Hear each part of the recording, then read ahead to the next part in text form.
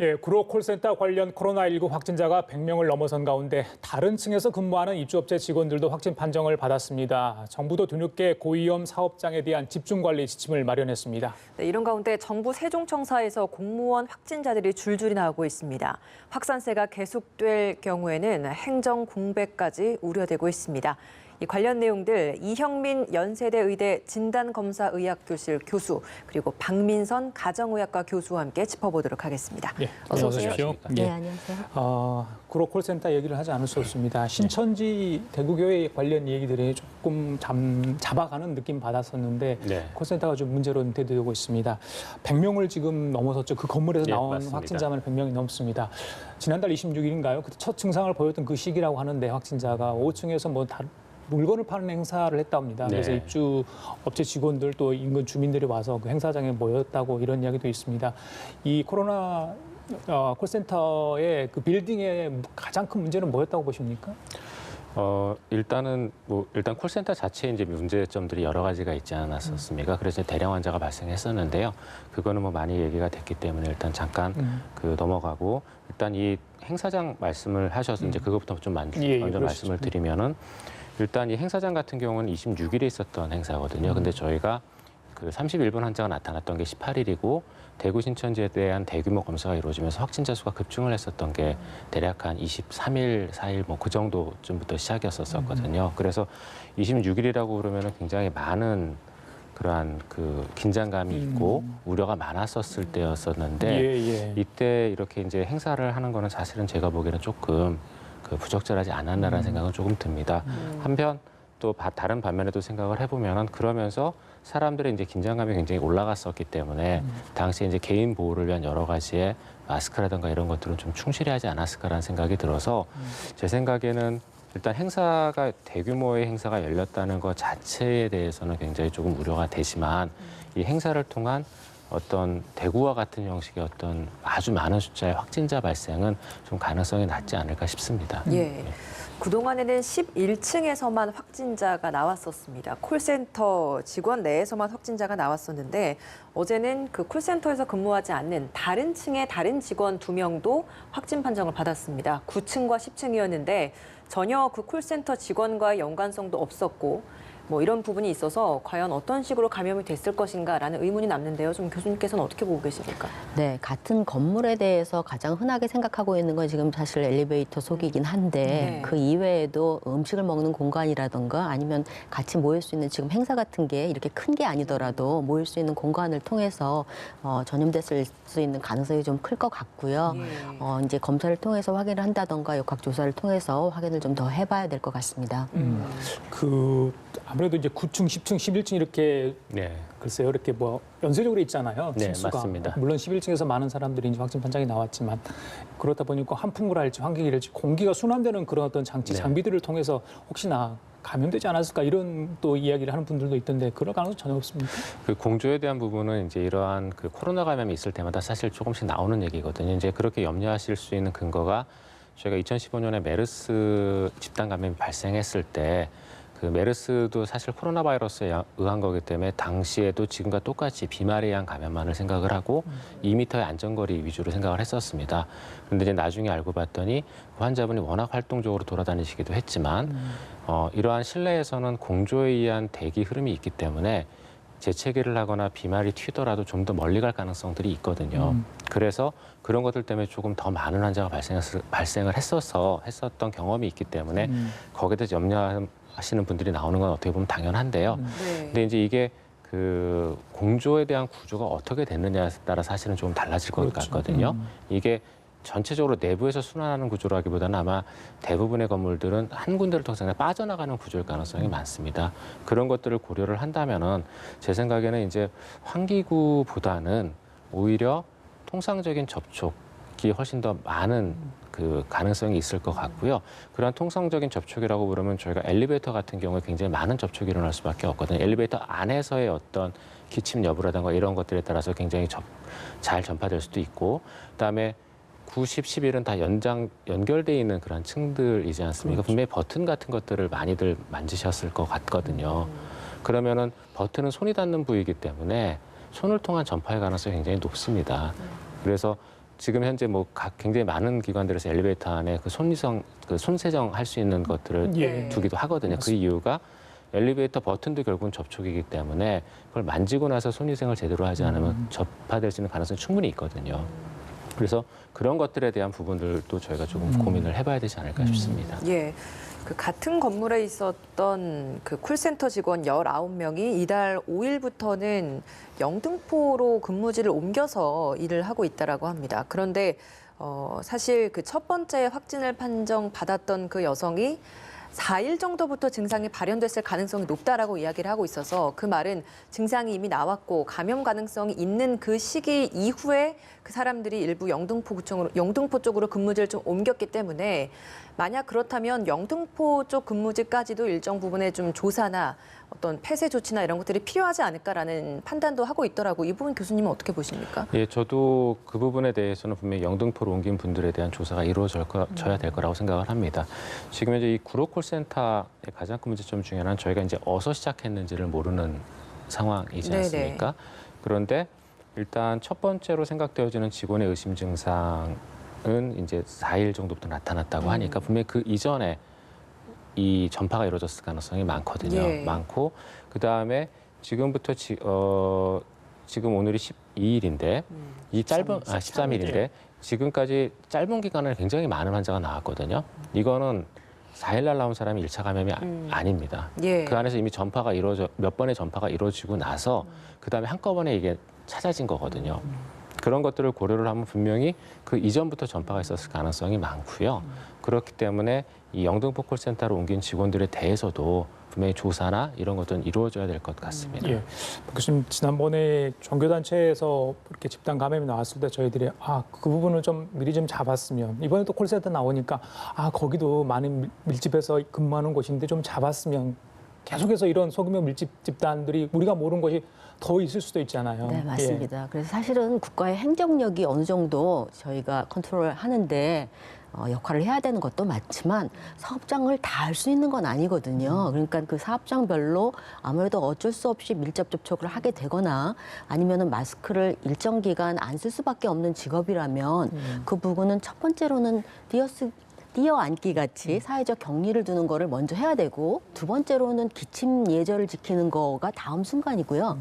그다음에 지금 말씀하신 것처럼 엘리베이터나 이렇게 딱딱한 공간에는 길게는 4, 5일까지도 이런 바이러스가 살아있을 수 있다 하니 손 씻기를 할 수 있는 그런 도구들을 바로 옆에다 두고 그런 직업인 경우에는 그렇게 하시는 것, 또 관리를 하는 입장에서 오전, 오후로 열 제기라든가 그런 것들을 개개별의 사업장에서 해야 되는 그런 공간이 있을 것 같습니다. 예, 노동부도 그렇고 서울시도 그렇고 이번 콜센터 사태 이후로 정밀 점검을 하면서 전화로 근무 상황에 대한 확인을 하고 있는데 일부 콜센터에서 이런 콜센터 직원들에 있어서 강제로 연차 휴가를 내도록 하고 그리고 거짓으로 좀 진술을 하게 만들었다라는 진술들도 나오고 있어서 이런 부분이 사실 전화만으로 이 상황에 대한 점검을 하는 데 있어서의 한계가 아닌가라는 생각도 들거든요. 좀 어떤 부분에 좀 보완이 좀 필요할까요? 그 말씀드린 부분은 굉장히 좀 저희가 주의를 해야 되는 부분들입니다. 왜냐하면 지금 현재 저희가 필요한 거는 명확한 그 노출 위험이 된 사람들에 대해서 조사를 해서 그분들에 대해서 검사를 받게끔 하는 게 지금 제일 중요하거든요. 근데 지금 그런 식의 말씀하신 이제 그런 여러 가지의 행위가 이루어지게 되면 저희가 현황 파악도 불가능하고 정확한 검사 대상도 좀 선별하기가 어려울 것 같습니다. 그래서 그런 부분들에 대해서는 저희가 분명히 관계 그 기관이라던가 또는 그 회사라던가 이런 부분에 협조를 명확하게 구해야 될 것 같고요. 이걸 저희가 지금 당장 숨긴다고 해결될 수 있는 일은 아니거든요. 이걸 숨기면은 분명히 더 많은 환자가 발생을 할 거고요. 더 많은 피해로 이루어질 겁니다. 그런 측면에서 좀 저희가 현명하게 생각을 하고 지금 당장 나와 있는 어떤 현상을 두려워하기보다는 향후에 벌어질 것을 대비를 해서 좀 협조를 하는 그런 것들이 필요할 것 같습니다. 예, 콜센터라는 게 뭐 서울에만 있는 게 아니죠. 전국에 이렇게 분산 배치돼 있어서 대기업들이 운영하는 것도 있고 또 영세업체도 굉장히 많습니다. 차제히 좀 점검을 좀 강하게 좀 해야 될 것 같은데 대구 이야기 좀 하겠습니다. 대구는 저희들이 항상 신천지 쪽에다만 관심을 가져서 그럴까요? 사실은 신천지 교회와 같이 맞물려서 초반에 콜센터 이야기가 나왔었거든요. 네, 저도 맞습니다. 기억을 합니다. 하지만은 저희들이 관심을 좀 두지 않았어요. 그래서 대구가 이제 서울 이 구로 콜센터가 터지자 뒤늦게 대응책 마련에 나섰거든요. 어떻게 보십니까? 여력이 없었을까요? 아마 여력이 없었을 거라고 생각을 하는데요. 워낙 그 대구 같은 경우에는 하루에도 뭐 수백 명 이상의 확진자들이 계속 쏟아지는 상황이었지 않습니까? 그래서 사실 환자에 대한 관리로도 굉장히 벅차서 자가격리하시다 이제 돌아가시는 분들이 일부 나오고 이런 상황이었었기 때문에 아마 여력이 없었을 거라고 생각은 합니다. 하지만 네. 저희가 분명히 그런 집단 감염, 대구 같은 경우에는 처음부터 소규모 집단 감염이라든가 지역사회 집단 감염의 가능성에 대해서 얘기를 했었거든요. 그리고 저도 몇 번이나 다른 지역은 이제 지역사회 감염이 시작이지만 대구는 진행 중이다라고 그때 아마 말씀을 드렸었던 네. 것 같습니다. 그래서 그런 것들을 저희가 고려했을 때 대구 시내에서 이러한 지역사회를 통한 또는 다른 직장을 통한 다른 소규모 그룹을 통한 집단 감염의 발생은 충분히 처음부터 가능성이 있었다고 생각을 하고요. 그런 부분에 있어서는 저희가 조금 더 주의를 기울였으면 좋지 않았을까라는 생각은 합니다. 콜센터 감염 확진자 중에서 지하철을 이용을 해서 출퇴근을 했던 분들이 굉장히 많았습니다. 때문에 대중교통을 이용하는 데 있어서의 공포심이 시민들 사이에서 굉장히 좀 더 커지고 있거든요. 실제로 이 대중교통을 통한 감염 가능성이 좀 어느 정도인 건지도 궁금하고요. 만약 내가 대중교통을 이용할 수밖에 없다면 이 부분을 좀 주의를 하면 많이 예방을 할 수 있다라는 게 있다면 어떤 것인지 좀 설명 좀 해주시죠. 네, 지금 대중교통을 통해서 감염이 이루어지는지를 알 수 있는 그런 데이터는 없습니다. 근거가 없어서 정확하게 예. 말씀드릴 수는 없지만 확실히 사람이 밀집되는 공간이기 때문에 가능성이 아주 없다고 얘기할 수는 없을 거고요. 첫 번째로 만약에 사람이 없는 시간에 탄다면 좀 더 거리를 두는 게 맞겠고요. 예. 말씀드린 대로 기침 예절 맞고요.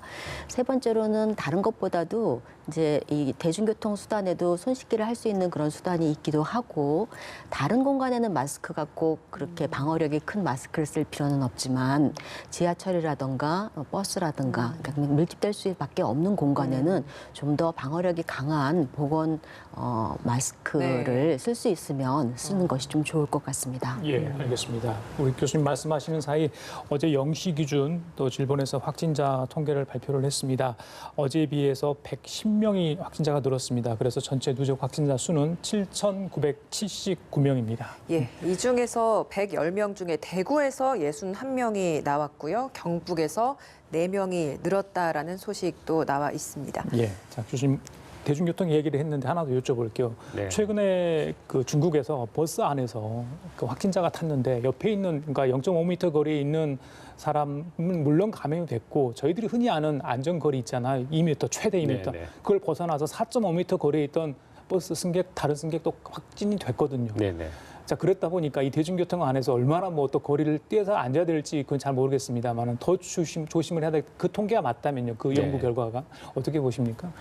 그 맞을 수도 있는데요. 왜냐하면은 저희가 비말이라고 부르는 거는 그냥 통상적인 행위를 하고 마주보고 얘기를 하고 할 때 거리를 얘기를 하거든요. 그래서 2m의 안전거리라는 거는 그런 거리를 얘기를 하는 거고요. 저희가 이제 그 코로나19에 감염된 사람들 중에서 가장 많은 증상 중에 하나가 뭐냐면 사실은 기침이거든요.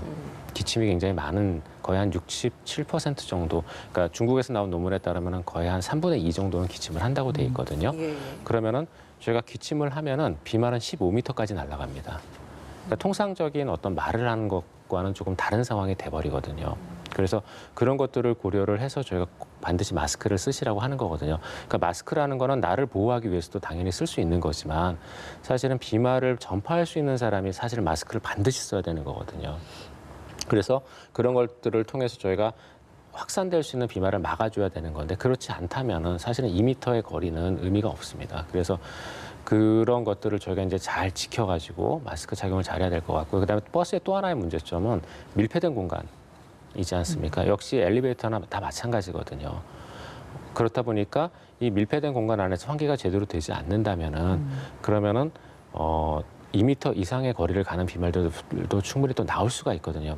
그렇기 때문에 저희가 버스 같은 경우에는 특히 이제 지하철 같은 경우에는 자체 환기 시설이 갖춰져 있다라고 알고 있거든요. 그런데 버스 같은 경우에는 그런 자체 환기 시설이나 이런 것들이 없기 때문에 조금 조심을 할 필요가 있습니다. 만약 날씨가 좀 더 좋아져서 뭐 창문을 연다거나 이러면 훨씬 더 나아질 것 같은데요. 지금은 이제 그럴 수 있는 상황도 아니기 때문에 조금 주의가 필요할 것 같습니다. 예. 정부가 이렇게 이제 밀폐된 사업장에서의 감염 확산이 커지다 보니까 이런 사업장에 대한 감염 관리 지침 또한 마련을 했습니다. 좀 몇 가지가 있었는데 보시기에 이 감염 관리 지침이 실효성이 있다라고 보십니까? 그 실효성을 정확하게 가늠할 수 있는 그런 데이터가 아직 안 나오고 있기는 하지만 지금 어느 정도 모든 사업장의 사람들이 전형적으로 그런 틀을 잘 지킬 거라고 보기는 어렵기 때문에 우선은 매뉴얼이 필요한 거는 맞고요. 그리고 그거에 따라서 자꾸 감시 체계나 이런 거를 발동할 수 있는 부분이 있으면 그 같은 사업장 내에서도 그런 것들을 같이 해야 될 것 같고 지금 기본적으로 지켜야 될 방침은 같은 거거든요. 근데 이제 그게 안 되는 순간이 있기 때문에 그리고 또 안 되는 개개인이 있기 때문에 이렇게 퍼져나가는 거기 때문에 어쩔 수 없이 할 수 있다면 감시 체계를 발동할 수 있는 부위에서는 하는 게 좋겠습니다. 예, 교수님 생각은 어떠세요? 이게 관리 지침 매뉴얼은 여러 번 뭐 정부에서 나오고 있습니다만 얼마나 또 네. 그 해당 사업장이랄지 거기서 이용하는 분들이 잘 지키느냐가 중요하지 않겠습니까? 예, 맞습니다. 이거 정부가 사실 모든 걸 다 관리할 수는 없는 상황이거든요. 그러니까 이거는 원론적이라고 보시는 게 제가 보기엔 맞을 것 같고요.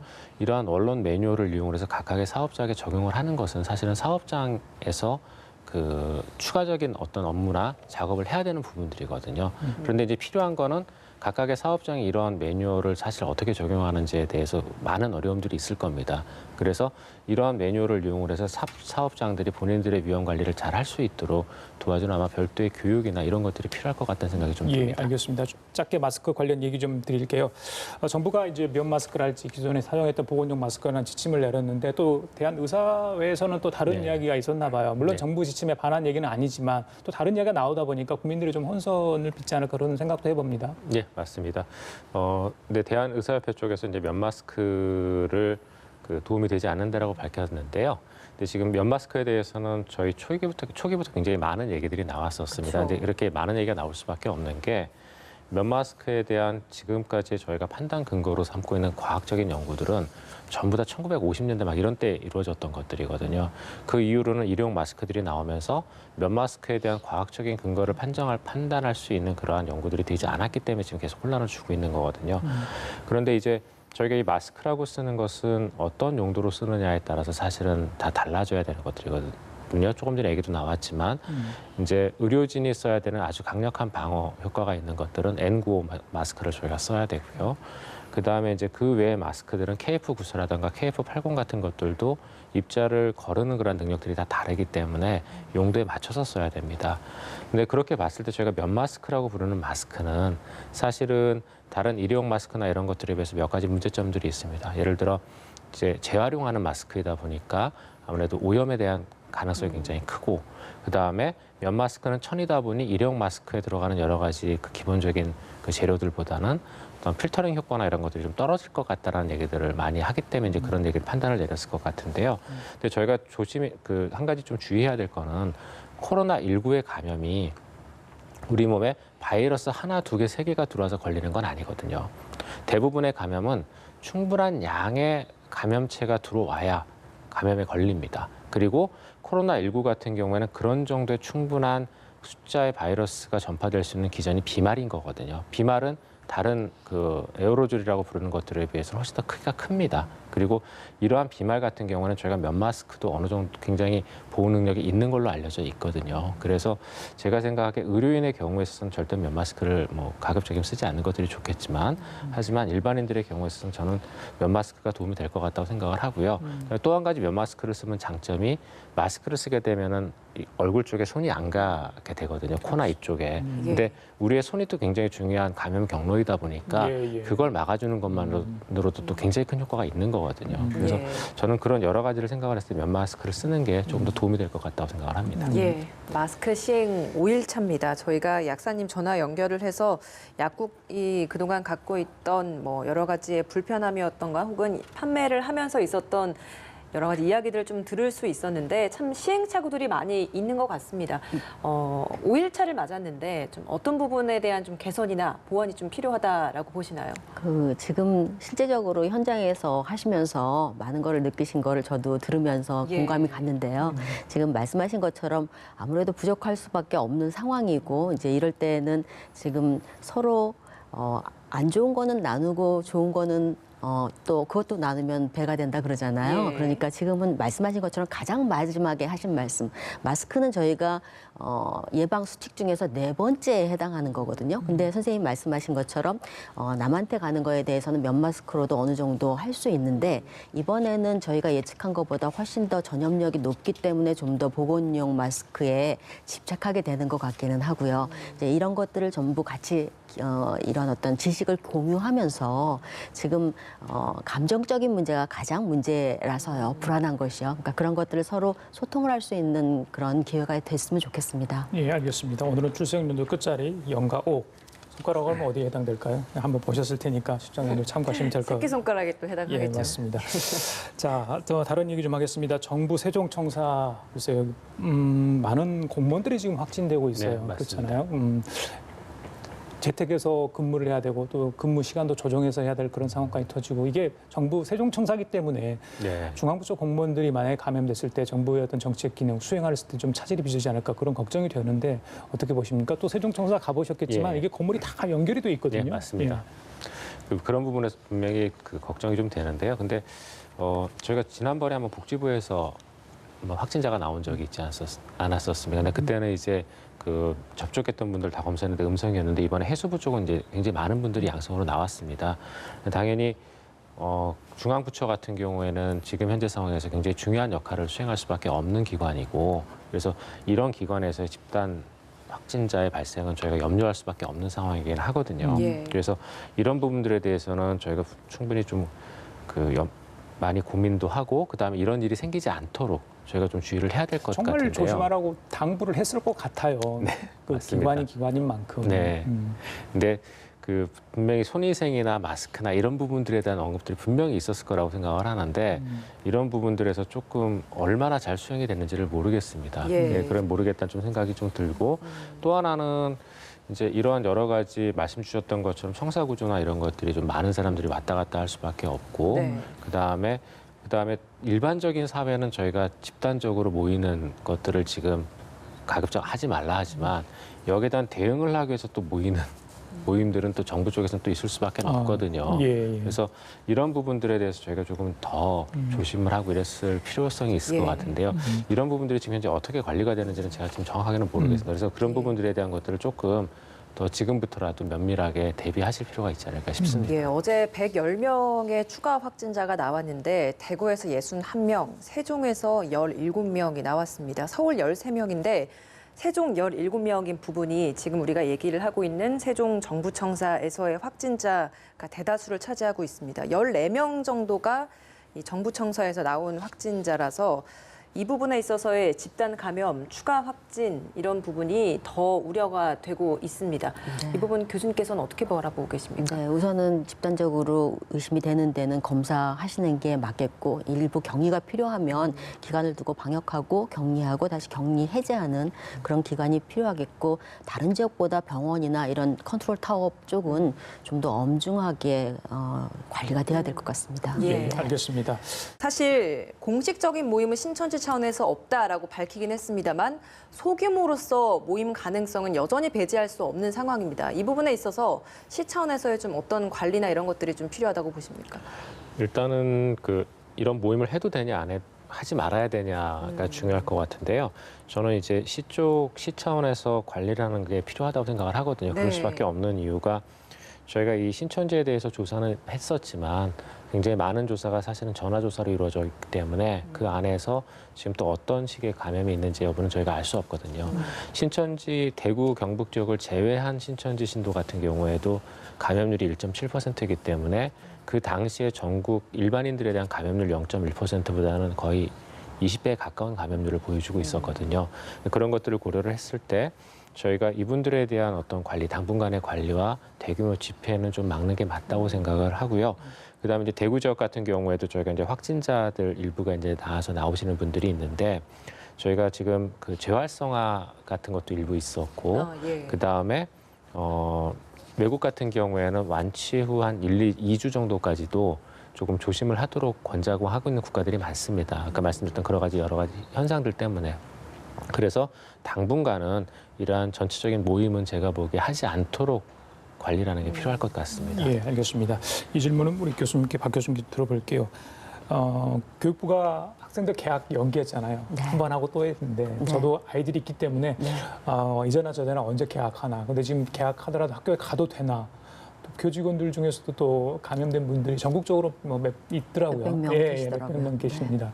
교수님 어떻게 보십니까? 교육부도 지금 상황을 좀 예의주시할 것 같아요. 네, 굉장히 어려운 일이긴 한데요. 제 개인적인 생각으로는 사실은 아이들은 이런 예방 수칙이 적용되기가 조금 어렵고요. 적절히 이게 하기가 어렵고요. 그리고 또 아이들이 감염이 되면은 지금 가족 내 감염이 가장 큰 문제인데 엄마를 통해서 아빠를 통해서 또 회사로 갈 수도 있는 요소라서 학사 일정에 문제가 있기는 하겠지만 이거는 비상사태이기 때문에 이제 경우에 따라서 추이를 보긴 하지만 또 감소세가 확실치 않다면 한번 또 조정을 고민을 해봐야 할 것 같습니다. 개학 시점에 대한 추가 연기도 좀 네. 필요하다라는 이야기를 해주셨습니다. 어제 WHO가 결국 팬데믹 세계 대유행임을 선언했습니다. 이로써 인해 사실 증시도 굉장히 많이 휘청거리고 많은 피해들이 있는 건 사실입니다. 전 세계 12만 명이 넘는 인구가 감염됐다고 하고요. 때문에 입국을 제한하는 국가들도 속속들이 늘어나고 있는 상황입니다. 지금 이 시점에서 우리 정부가 좀 어떤 방역 조치에 더 주의를 기울여야 된다고 보십니까? 일단 중요한 거는 그 미국 같은 경우에는 우리나라 상황이 개선되고 있다고 이제 평가도 하지 않습니까? 예. 그렇게 평가할 수 있는 근거가 굉장히 많은 검사를 해서 거기에서 나온 확진자들에 대한 정보를 다 공개하고 있기 때문이거든요. 그래서 우리나라 같은 경우에는 지금 현재 그 코로나19에 감염된 사람의 현황이 굉장히 투명하게 잘 유지가 발표가 되고 있다고 생각을 예. 합니다. 그런데 해외 같은 경우에는 사실 그렇지 않은 국가들이 훨씬 많거든요. 전 세계 120개 국가에서 12만 명이 넘는 인구가 감염이 되었다고 하지만 이거는 진단으로 찾아낸 거지 감염자가 얼마나 있는지는 모르는 국가가 훨씬 더 많습니다. 예를 들어 저개발국 같은 경우에는 지금 이제 검사가 안 되는 국가들이 굉장히 많거든요. 그런 국가들은 훨씬 많은 사람들이 있을 겁니다.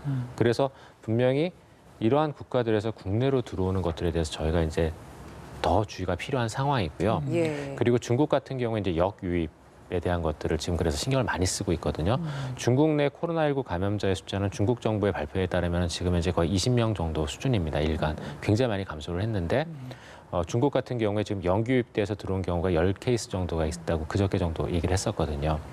그중에 5명은 이탈리아에서 들어왔고 1명은 미국에서 들어왔다고 합니다. 그런 것들을 보면 분명히 우리가 확인하지 못한 코로나19 감염자가 굉장히 전 세계적으로 많을 거고요. 이런 사람들의 어떤 국내에 대한 지속적인 유입에 대비를 해서 물론 국내 현황을 저희가 보고 안정화시키는 것도 중요하지만 해외에서 지속적으로 유입되는 그러한 코로나19 감염자에 대한 대비도 저희가 조금 계속 신경을 써야 될 것 같습니다. 우리 방역 당국도 이미 심각 단계에 준하는 방역 조치를 하고 있기 때문에 추가 조치 사항은 아직까지는 없다 이런 얘기를 어제 발표를 했습니다. 참고하시면 될 것 같고요. 교수님 아까 잠깐 우리 교수님께서 이 교수께서 이야기를 했는데 우리 한국의 어떤 진단 검사에 대해서 외국 쪽에서 굉장히 많은 평가를 높게 해주고 있는 것 같아요. 미국의 하원 의원은 미국 검사가 너무 느려가지고 한국에 와서 드라이브스루를 통해서 검사를 받고 싶다 이런 이야기까지 했거든요. 어떻게 보십니까? 한국은 그 이전에 사스나 메르스나 이런 거를 통해서 다시 한번 정비할 수 있는 기회가 있기도 했고요. 사실은 한국의 의료진이나 의료시설은 세계 탑 부위라고 생각을 하고요. 그리고 그것뿐만 아니라 미국은 의료 시스템뿐만 아니라 비용에 있어서도 굉장히 비싸고 이런 거에 대해서 이전에 경험이 없기 때문에 이렇게 대규모로 확보해 놓은 것이 없는 것 그런 것들이 큰 차이라고 생각을 하고요. 네. 드라이브스루 이런 거는 사실은 굉장히 기발한 아이디어라서 우리나라 사람들의 창의성 이런 것들이 굉장히 발휘된 부분이라서 이번 굉장히 불행한 사태이긴 했지만 여러 면에서 한국인의 어떤 창의성 이런 것들이 발휘되었던 게 아닌가 하고 생각합니다. 예. 백신 이야기도 굉장히 계속 나오고 있습니다. 바이러스 백신 전문가이신 서상희 교수님이 코로나19 바이러스 백신 항원을 생산하는 데 성공했다. 이런 기사도 있었고 사실 중국과 미국 에서도 이런 백신에 대한 연구를 계속하고 있다라는 기사들도 나오고 있습니다. 백신 개발이 지금 어느 정도 단계까지 와 있는 겁니까? 그 백신에 대해서는 임상 시험을 들어가겠다라는 이제 보고들도 좀 있었고요. 그 중에서 가장 빠른 팀들이 이제 중국의 팀하고 그다음에 미국의 다국적 기업들 일부 팀이 4월 달 정도부터 이제 임상 시험을 들어가겠다는 얘기를 했었습니다. 그래서 이제 그 얘기는 곧 저희가 그 코로나19를 막아낼 수 있는 그 방어 항체 를 찾았다는 얘기인데요. 근데 이제 중요한 거는 저희가 백신이라고 부르는 이 물질은 건강한 사람에게 주는 것들이거든요. 무엇보다도 안정성이 담보가 돼야 됩니다. 네. 이 안정성에 대한 평가는 절대 피해갈 수 없는 평가거든요. 그래서 거기에 대한 평가와 함께 그다음에 코로나19에 대해서 실제로 면역력을 만들어낼 수 있는지에 대한 실효성에 대한 평가를 같이 가져가야 됩니다. 그러면은 아무리 빨라도 제가 생각하기에는 올해 안에 아마 사용은 어려울 거라고 생각을 하고요. 예. 그리고 또 이 코로나19에 대해서 저희가 항상 주목해야 그러니까 주의해야 되는 부분은 바이러스의 변이성이거든요. 무엇보다도 굉장히 변이가 활발한 바이러스이다 보니까 저희가 백신을 개발하고 있는 동안에 변이할 가능성도 충분히 있습니다. 그런 것들을 고려를 하게 된다면은 백신에 대한 부분들은 분명히 필요하고 앞으로 저희가 지속적으로 연구를 하고 해야 되는 부분이지만 네. 너무 이렇게 섣부르게 저희가 이것만을 믿고 거기에 대한 대책을 세운다거나 하는 거는 조금은 저희가 좀 지양해야 되는 부분이 아닐까 싶습니다. 예. 글쎄 완치되신 분들이 지금 속속 나오고 있죠. 지금은 뭐 대증요법을 치료를 하고 항바이러스제를 투여를 해서 이렇게 완쾌되고 있다고 하죠. 완치 환자가 오늘 오전 0시 기준으로 177명입니다. 그러니까 확진자 110명보다 더 많은 겁니다. 그러니까 54일 만에 이게 역전됐다고 해요. 그러니까 완치자, 확진자 숫자가. 이건 좀 의미가 있는 거 아니겠습니까? 예, 의미가 있다고 생각을 합니다. 그리고 또 이 숫자의 역전은 앞으로 갈수록 점점 더 커질 거거든요. 저희가 이제 굉장히 많은 확진자가 나왔던 시점이 아까 그 31번 환자 확인되고 나서부터 한 일주일에서 열흘 정도 그 사이거든요. 네. 그 사이 동안 거의 하루에 거의 한 500명에서 1000명 가깝게 저희가 확진자가 나왔었고 이분들에 대한 여러 가지의 치료나 또는 이런 것들이 완료가 이제 점점 되면은 점점 더 많은 분들이 이제 확진자로 그러니까 그 완치자로 분류가 될 것이기 때문에 저희가 지금 같은 상태를 조금 잘 유지를 한다면은 분명히 좋은 결과를 얻을 거라고 생각은 합니다. 하지만 이 코로나19의 특징들을 고려를 했을 때 지속적으로 그러니까 산발적인 어떤 지역사회 감염, 그것도 집단 감염 형태의 감염은 계속 발생할 가능성이 있거든요. 그러니까 예. 주의는 힘들더라도 주의는 저희가 놓아서는 안 될 것 같습니다. 근데 코로나19에 대한 증상 우리가 보통 알기로는 기침, 발열, 가래 뭐 이런 걸로 알고 있는데 최근에는 복통도 있고 그리고 또 냄새를 맡지 못하는 증상도 코로나19의 증상 중에 하나다라는 이야기도 있더라고요. 실제로 좀 그렇습니까? 어떻습니까? 이게 복통이 딱 코로나 바이러스에 의한 반응이라기보다는 예. 몸의 이 모든 시스템이 흔들리기 시작하면은 뭐 다양한 증상이 나타날 수 있거든요. 그러니까 그 부분은 보통 자기의 가장 약한 기능이 흔들릴 가능성이 높아요. 그래서 복통이 그분들의 평상시 과민성 대장이 있었던가 이럴 때에 바이러스가 들어와서 모든 에너지를 끌어가게 되면 자기 원래 나쁜 증상이 나타날 수 있는 가능성도 저희가 무시할 수는 없을 것 같습니다. 그럼 앞서 이제 바이러스 변이 이야기도 해주셨었는데 그런 가능성이라기보다는 그런 가능성도 가장 약한- 있지만 이런 가능성도 있다는 거죠. 알겠습니다. 팬데믹이 선언됐더라도 절대 동요하지 마시고 평소처럼 해왔던 그 개인 위생 수칙 잘 지켜주시면 좋겠습니다. 주말 동안에도 건강한 주말이 되도록 해주시면 될 것 같습니다. 지금까지 이영민 연세대 의대 진단검사의학교실 교수와 서울대 황민선 가정의학과 교수 두 분과 함께했습니다. 말씀 잘 들었습니다. 고맙습니다. 감사합니다. 감사합니다.